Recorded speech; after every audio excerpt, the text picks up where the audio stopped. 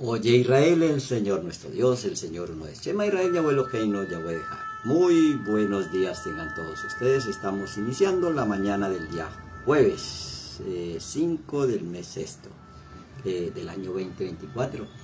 Tenemos la responsabilidad de advertir y estar advertidos de todo lo que sucede en nuestro entorno.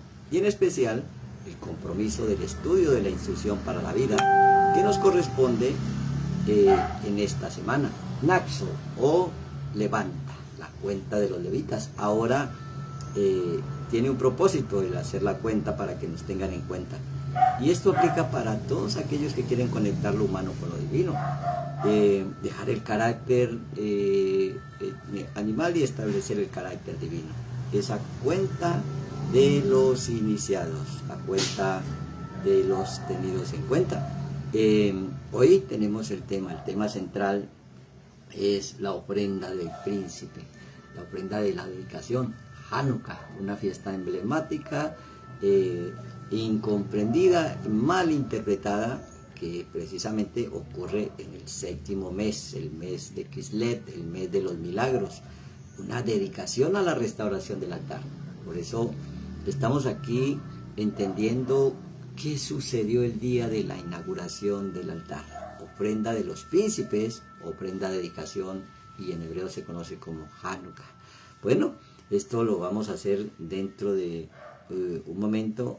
Primero vamos a hacer lo que hemos aprendido, ejercitar el darle gracias al Todopoderoso por el aliento de vida a través del aire que respiramos, recordando que todo lo que respire alabe el nombre del Creador, y están estableciendo que en nuestro ser interior hay un poder invisible pero poderoso, el poder espiritual, el poder del nombre, del carácter divino, el poder del todo, y está dentro de nosotros, allá donde habita el Creador, en los cielos, en el ser interior, en el mundo de la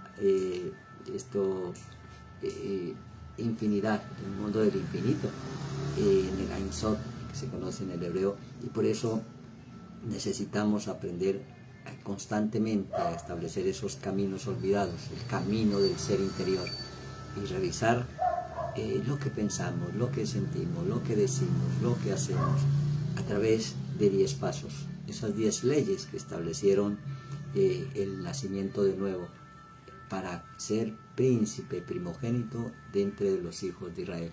Esas almas elevadas que ahora traen como ofrenda de dedicación por haber restaurado el altar y poder mover lo invisible en lo visible. Es allí cuando unos pocos vencieron a muchos, nos dice la historia de Hanukkah, y por eso es muy importante establecer los propósitos del por qué estamos en esta mañana, recordando, estudiando y también practicando qué es lo que sucede en el mes de Hanukkah, esa ofrenda, dedicación de los príncipes para operar en el nacimiento de nuevo, cuando unos pocos vencieron a muchos, por conocer la atmósfera cuántica, por conocer la atmósfera energética que establece un entorno de aquellos iniciados, de aquellos que conocen lo que realmente son.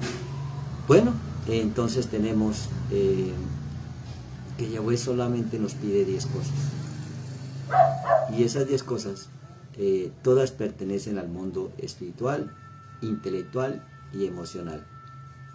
Nunca nos pide lo físico, lo material, si primero no hemos establecido lo espiritual. Por eso cuando Yeshua está al lado del arca de las ofrendas, él no está contando el dinero, ni mirando cuántos trae o por qué lo trae. Él está mirando la intención de cada uno, el ser interior, está evaluando lo que se mueve, la energía que se está poniendo en movimiento en cada operante.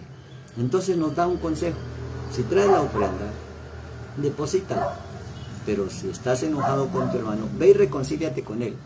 Eso tiene que ver directamente con lo que hemos estudiado en el transcurso de la semana, que es limpiar el campamento.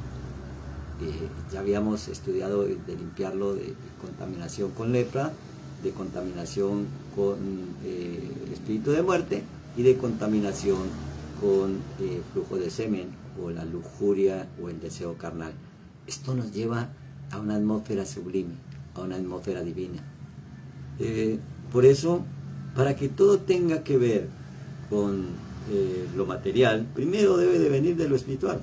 O sea que el verdadero milagro es reparar el templo interior. Porque ¿de qué nos sirve un altar en ruinas? Es una fuente de poder, pero un altar restaurado e inaugurado es también una fuente de poder, pero para restaurar. Un altar en ruinas es una fuente de problemas, de poder para generar dificultades y problemas. Un altar restaurado es una fuente de poder para restaurarlos, para regenerarlos. Y por eso, recordando la ofrenda de la dedicación en hebreo, se conoce como Hanukkah, unos pocos vencieron a muchos. Porque basta solamente unas pocas personas para que se muevan cantidades y cantidades o millares y millares de ejércitos acampados a nuestro alrededor. Y es así como aprendimos a transportar el templo a través de los desiertos de las emociones, todos estos códigos de las escrituras, para establecer el verdadero propósito para el cual fuimos diseñados y fuimos creados, para que seamos co-creadores y que tengamos esa capacidad de crear nuestra propia realidad. Es así como no dependemos de nadie. Esa fuerza espiritual o esa energía de los milagros. El milagro es algo que creías imposible, pero que ahora es posible. A eso se le conoce como el nex, como el milagro. Y por eso dejar de ser el programa y convertirse en el programador, reprogramando y estableciendo el campamento que es nuestro cuerpo donde habita el alma, generando una emoción, una energía en movimiento con herramientas de transformación y no como prisión. Entonces tenemos allí un secreto, ese es misterio que ahora es revelado, enseñarle al cuerpo a sentir el futuro antes de que suceda. Y todo esto tiene que ver con la restauración del templo. El templo que viene a ser nuestro cuerpo, mostrado en historias alegóricas de sucesos en el mundo exterior. Ahora esa influencia de imágenes externas pues nos permiten corregir la verdadera imagen y semejanza que está en nuestro interior, de imagen y semejanza al Creador. Es allí donde podemos inaugurar y dedicar el templo al Creador, ser contado para poder presentar esa ofrenda, ser tenido en cuenta. ¿Cómo nos tienen en cuenta? ¿Cómo la creación y el Creador nos tienen en cuenta? Cuando nosotros los tenemos en cuenta. Por eso dice el libro de Números, Babimbar, la última fase de la porción de esta semana, en el capítulo 7, que cuando Moisés hubo acabado de levantar el Mishkan, el tabernáculo, Nexa, levantar el tabernáculo, y lo hubo ungido y santificado con todos sus utensilios, y así mismo ungido y santificado el altar y todos sus utensilios. Levantar quiere decir elevar, y elevar el altar es tener una emoción elevada, de alegría, de gozo, de felicidad, de abundancia, de solvencia. Esto ya lo hemos explicado en las intervenciones anteriores, en este curso de esta semana. Entonces los príncipes de Israel, los jefes de las casas de los padres, los cuales eran los príncipes de las tribus, estaban sobre los contados, ofrecieron. Noten, sobre los contados, ofrecieron. Ser contado para ofrecer. Eso se llama el corbán, la ofrenda, lo que se ofrece es un corbanot, traducido como sacrificio, pero realmente corbán quiere decir acercarse. ¿Cómo nos acercamos a la presencia divina? ¿Cómo nos hacemos uno con esa presencia divina? Bueno, pues trayendo esa ofrenda. Y por eso, para traer en el contexto de lo que hoy estamos poniendo por obra, termina en el capítulo 7, ya al finalizar, por ahí en el verso 88, y todos los bueyes de la ofrenda de paz, 24 novillos, 60 los carneros, 60 los machos cabríos y 60 los corderos de un año. Este número 60 está asociado por 6 y por 10, o sea, reparación emocional. Y esa reparación emocional pues tiene que ver con 6 y con 10, 60, para entrar al mundo de 70 veces 7. Y por eso esta fue la ofrenda para la dedicación del altar después que fue ungido. La palabra dedicación es Hanukkah. Por eso Hanukkah representa la unción del Mesías. Primero hay que saber ungir el brillo, el aceite, la riqueza, lo que se llama el Shemen, de ahí viene Mashiach, con la palabra Mashiach, y que fue traducido como el Mesías.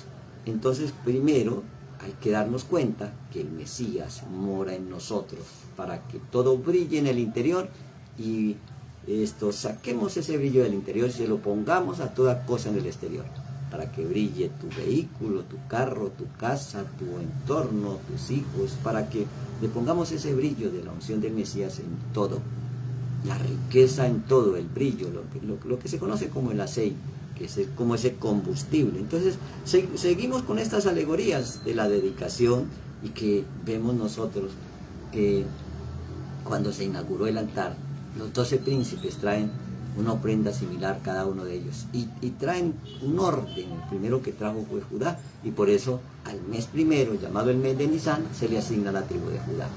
Entonces Judá viene a corregir el altar, el verbo.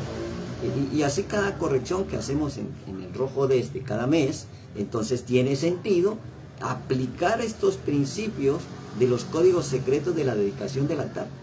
Si tenemos un altar hay que dedicarlo, se llama Hanukkah.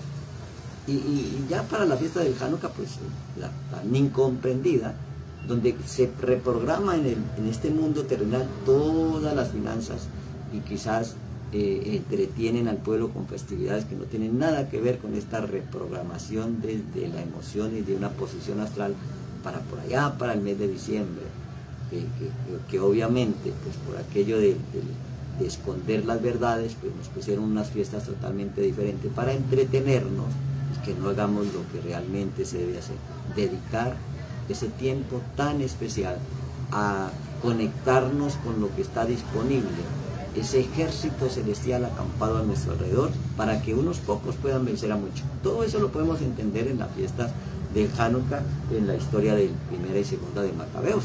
Esos sacerdotes que se convirtieron en guerreros, que se convirtieron en conquistadores, y que restauraron el templo, que no se había destruido en el exterior, sino en el interior. Y por eso volvieron a traer todas las costumbres y cultura que viene del reino de los cielos. Ahora, no se trata de hablar del Hanukkah, sino de asociar lo que estamos haciendo pues con esa dedicación. Entonces esto trae alegorías para la vida práctica. El mundo es un sistema como una cámara que proyecta la película en la mente, así como una sala de cine. Si cambio, se le proyecta afuera pues otra imagen, haciendo la tarea asignada dentro del templo, en el altar. Entonces solucionamos la emoción con los celos del nazareo y la bendición sacerdotal, y ahora pues viene la ofrenda de príncipes. Entonces el Todopoderoso solamente nos pide 10 cosas: que rectifiquemos, y eso se conoce como diezmo. Esos son los 10 mandamientos, para que en el mundo físico, cuando se traiga la ofrenda del diezmo, tenga un peso y una conexión con los mundos superiores, una rectificación. Hemos venido a aprender a dar con alegría, porque somos creadores, y cuando uno crea se vuelve proveedor, y cuando uno es proveedor, pues entiende la historia de José o José en Egipto, que era el único que podía abrir los graneros. Podríamos preguntar de dónde sacó Yeshua tantos panes y tantos peces cuando multiplicó los 2 peces y los 5 panes. Bueno, vienen de un entorno, de una atmósfera, de un ambiente donde está todo y que nunca se acaba, donde está el aceite, donde está... Es el mundo secreto, el mundo del Ein Sof. Y ese mundo lo traemos nosotros con imágenes mentales, con sentimientos y frecuencias vibracionales, a través de palabras bien dichas, asociadas con imágenes y sentimientos, para que lo que veamos dentro lo confesemos desde nuestro corazón y se manifieste en el mundo exterior. Entonces, allí el cuerpo se vuelve adicto a los pensamientos, y cuando cambia, pues aparecen excusas. Cuando uno quiere cambiar, entonces estoy de afán, no tengo tiempo, yo sí he querido ir pero no he podido, y empieza una cantidad de excusas que es la defensa, el mecanismo de defensa del cuerpo para no cambiar. Entonces, no tengo deseos, es que a mí esto no me gusta. Es allí cuando hay molestias. Ese es el cambio. Cuando uno siente que le da pereza, que hay que postergarlo, allí es donde está el cambio. Entonces viene el antídoto. Cuando el cuerpo te pide que te rindas, entonces respóndele con presencia divina. Ese es el cambio. Que hoy podemos medir esas frecuencias que se mueven en el cerebro y reorganizar. Y por eso en las emociones, las neuronas que solían conectarse para hacer lo cotidiano, lo repetitivo, ahora que estaban dispersas en patrones de miedo, de escasez, de inseguridad, ahora son nuevas redes orientadas a la alegría y al valor propio. Entonces se establece una emanación distinta, porque aparece lo que podríamos llamar el mundo de la fe, el mundo de la verdad, en hebreo emuná, el mundo donde está todo, donde podemos comprar todo y obtenerlo todo por fe, por emuná, por verdad. Porque la fe, lo que aún no se ve, ya está allí formado dentro de ti. A eso se le podía llamar fe, si es que podíamos traducir de una manera más o menos más entendible lo que en hebreo se llama emuná, que viene de emet, que significa verdad. Recuerde que verdad para la mente de un hebreo es lo que era, lo que es y lo que será. O sea que si era y no es, entonces no es verdad. Si era y es, empieza a seguir esa verdad. Y será, pues permanece en el tiempo. Eso es lo que se conoce como verdad. O sea que verdad no es un relato. Verdad es algo que era, que es y que será.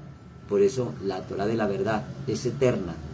Y aquellos que por los miedos y por el contexto religioso se quedan en su propia religión, entonces abandonan, so pena de que esto es religión, de que esto hay que practicarlo, entenderlo y ponerlo por obra. Y entonces allí no se necesita discutir con nadie, solamente instruir y dar ejemplo de que funciona. Y entonces por eso vienen esas alegorías. El mundo es como un sistema, como la cámara que proyecta la película en la mente. Entonces si hay cambio, pues proyectamos cosas afuera distintas a lo que se está moviendo dentro. Y por eso a los sacerdotes levitas se le daban unas tareas asignadas, lo mismo que tenemos esa tarea cuando tenemos la conexión con el reino de los cielos. Dice la palabra, yo soy quien nos inspira y a quién inspiramos. Ese estado de ser nos inspira. ¿Quién es el que nos está inspirando? ¿Y a quién inspiramos para que se ponga por obra todos estos códigos de lo que se llama la buena nueva? Es cuando este mensaje es puesto por obra, es establecido como hábito, cultura y moda en el iniciado, en el que se reinicia de nuevo, y este es el que mueve el mundo espiritual, que sabe con certeza que antes de que aparezca algo físico, primero se tiene que mover en lo espiritual. Entonces ahí vemos el programa y también vemos la solución. Vemos el origen del problema y también vemos la solución, porque donde existe la visión, esto tiene que haber guía, tiene que haber líder. Donde no exista visión, pues no hay liderazgo, no hay guía. Por eso dice la Escritura que un guía ciego guiando a otro ciego, los dos van a caer al hueco. Si no pueden inspirar, porque quizás no estás inspirado, entonces allí viene la manipulación. Y es donde se distorsiona el mensaje. Y entonces se le obliga a la gente, su pena de miedo, de que se va para el infierno, de que esto le va a ir mal, si no hace esto o aquello. No, se tiene que sentir. Si no lo siento, no lo debo de hacer, porque no lo siento. Entonces, si lo hago sin sentirlo, empiezo a ser esclavo de eso que hago. Empiezo a volverme adicto a eso que hago. Entonces, primero sentirlo y luego hacerlo, porque primero es una onda energética, una frecuencia que se emite, como la frecuencia del amor, se emite, no se recibe ni se da, solamente se emite. Y todos tenemos esa capacidad de emitir esa frecuencia, la frecuencia del amor y de la misericordia. Solo que hay que saber ofrendar lo que hay que ofrendar para podernos acercar al verdadero amor. Los líderes sin visión o con una visión diferente a la verdadera o a la verdad del Creador, son solo manipuladores de las emociones. Con miedos, con temores, con amenazas, hacen sentir que esto, si no lo hace, pues va a venir una consecuencia, en lugar de enseñar la ley de causa y efecto. Entonces el líder inspira y despierta una verdadera pasión y se inicia algo poderoso, más que la oposición, más que lo que se opone. Afuera nos opone imágenes de pobreza, de enfermedad, de muerte, de soledad, pero si tenemos esa restauración interna, somos firmes, nos sostenemos, lo de adentro va a vencer lo externo. Entonces, si hay queja, crítica, pues no hay cambio. Entonces, ¿qué es lo que hay que hacer? Pues iniciar el proceso. Y ese proceso trae un misterio, el misterio de la aprobación, o sea, el misterio de la bendición. Bueno, es ahí donde vienen estas experiencias. Las personas que buscan de pronto un consejo, una guía o alguien que les inspire a generar un cambio. Una madre me decía, es que yo solo quiero que Dios, que el Eterno, bendiga a mis hijos. Entonces, pues eso está bien, porque uno desea que bendiga a su descendencia, pero nadie puede dar de lo que no tiene. Si yo le pido a Dios que bendiga a mis hijos y no activo para mi vida la bendición, pues allí hay como una desconexión de esa energía, porque no puedo conectar. Si no tengo la energía, no la puedo dar. Si no tengo la conexión, pues no puedo conectar. Entonces primero debo de conectarme, como cuando uno viaja en los aviones, que allí la azafata o la encargada o el encargado de instruir a los pasajeros, le dice que hay un sistema de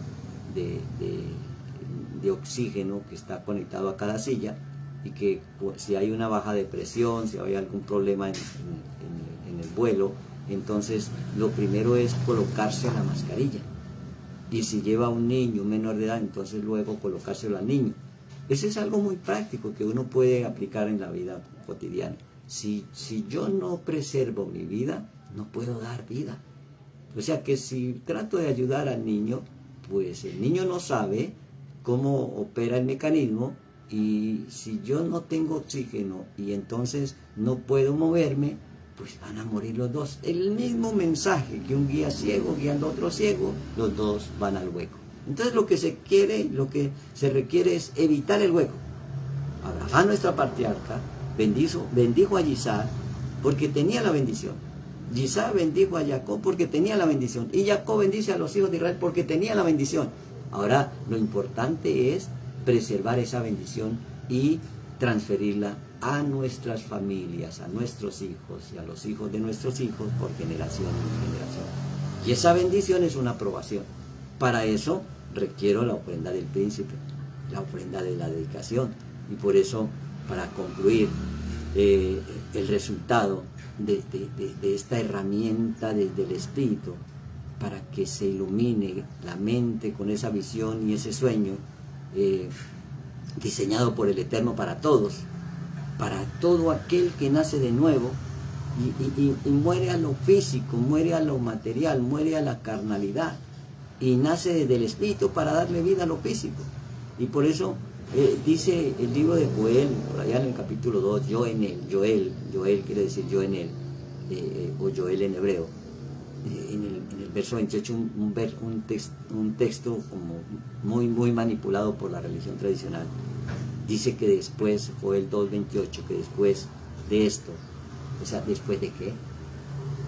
Entonces no, que se va a derramar el Espíritu sobre toda carne, porque aquí dice, no, después de esto, o sea, debe de haber unas condiciones para que eso suceda. Y entonces, ¿qué era lo que sucedía antes? Pues había que despertar de la embriaguez, de la confusión. Despertad ebrios, dice el primer capítulo. y arrepentidos con ayuno, lloro y lamento. Después de esa corrección, de ese arrepentimiento, es que viene por allá en el verso 28, imagínense, para entender en el capítulo 2 del verso 28 hay que leerme el capítulo 1 y todos sus versos, y el capítulo 2 hasta llegar al verso 28, porque de lo contrario no entiendo lo que dice después de esto. ¿Después de qué? Estamos aprendiendo a presentar la ofrenda de la dedicación, la ofrenda del Hanukkah. Esa es una palabra hebrea, y establecer pues por qué por costumbre del pueblo judío se recuerda esa fiesta para el mes de diciembre, donde obviamente hay otra que opacó y cubrió la verdadera y que cambió el contexto. Y entonces no se trata de discutir qué voy a celebrar, se trata de conectarme. Después de esto derramaré mi espíritu sobre toda carne y profetizarán vuestros hijos y vuestras hijas, y vuestros ancianos soñarán sueños, y vuestros jóvenes verán visiones. Entonces toma los niños, los jóvenes y los ancianos, y a cada uno le asigna unas tareas después de ese nacimiento de nuevo desde el Espíritu. A los niños dice que profetizan, o sea, hablan, y vuestras hijas y vuestros hijos, y a vuestros ancianos soñarán sueños. ¿Qué es un anciano? Un jaján. Y un jaján es un sabio, y un sabio es el que sabe que los sueños son más reales que el mundo físico, porque los sueños te están mostrando lo que hay que corregir en uno de la vida pasada, o de eso que programó con un inconsciente sin reparar, y se establece como un futuro, un pasado y un futuro incierto que nos roba el presente. Por eso Yeshua fue sacrificado en medio de los ladrones. Entonces ese anciano es aquel que sabe que a través de visión y de sueños podemos reparar cualquier energía negativa que esté obstaculizando y trayendo estos obstáculos para que la bendición no se materialice. Y vuestros jóvenes verán visiones. Bueno, el joven es el que ve la visión, es el que sabe lo que va a suceder en el final desde el principio. Eso es tener visión. Si yo hoy sé que voy a tener al finalizar el día un resultado feliz, tengo visión. Entonces ya esquivo los huecos, porque si me sucede algo negativo, sé y tengo la interés de que eso negativo que está sucediendo me está siendo como un maestro de lo que tengo que rectificar dentro de mí. Y después entonces dejo que fluya el diario vivir, para ir reparando en mí lo que lo que quiero que se repare en los demás. Entonces esos sueños, en el hebreo es el mejasé, que significa una ventana, una visión. Entonces ya se tiene un concepto, más no solamente una identidad. O sea, cambia la percepción de lo que somos, y en ese cambio pues aparece la ofrenda, porque para dar tengo que tener. Entonces, ¿qué es lo que estamos ofreciendo en cada día al inicio de la mañana como ofrenda olá, como ofrenda elevada? Y al finalizar la tarde, esa ofrenda voluntaria, la ofrenda elevada. Todas estas alegorías están descritas en las Escrituras, y que nosotros nos corresponde poner por obra, y por eso pues establecimos la explicación de lo que es la bendición sacerdotal, que trae protección, que trae el brillo, el esplendor de la luz, que trae la misericordia, y que trae un elevar el rostro, levanta su rostro. Dice, literalmente, dice la bendición sacerdotal. El Todopoderoso nos da exactamente lo que necesitamos. Y entonces, ¿qué es lo que deseas levantar? ¿Qué deseas levantar en ti? Y por eso, Números 6:22. Yahweh habló a Moisés diciendo, habla a Aarón y a sus hijos y diles, así bendecirás a los hijos de Israel, diciéndoles, note, nos da unas palabras para ser como ese mediador, como ese Cohen, como ese sacerdocio, para ir más allá del sacerdocio arónico hasta el sacerdocio de Melquisedec, que es con el solo hecho de pensarlo. Nos da una idea con unas palabras, llevaré Jeca Yahweh Berideleja, que te bendiga Yahweh y te guarde. O sea, trae una aprobación y una protección. Es lo primero que él restaura y protege. Eso se llama perdón. Restaurar y proteger. Ciudad amurallada. Yaer Yahweh Panavileja Vijejuneja. Haga Yahweh resplandecer su rostro sobre ti. Entonces, ¿qué trae? Pues brillo, resplandor, luz. Yaer Yahweh Panavileja Vijejuneja. Haga Yahweh resplandecer su rostro sobre ti y tenga en ti misericordia. Yisá Yahweh Panavileja Vayaseleja Shalom.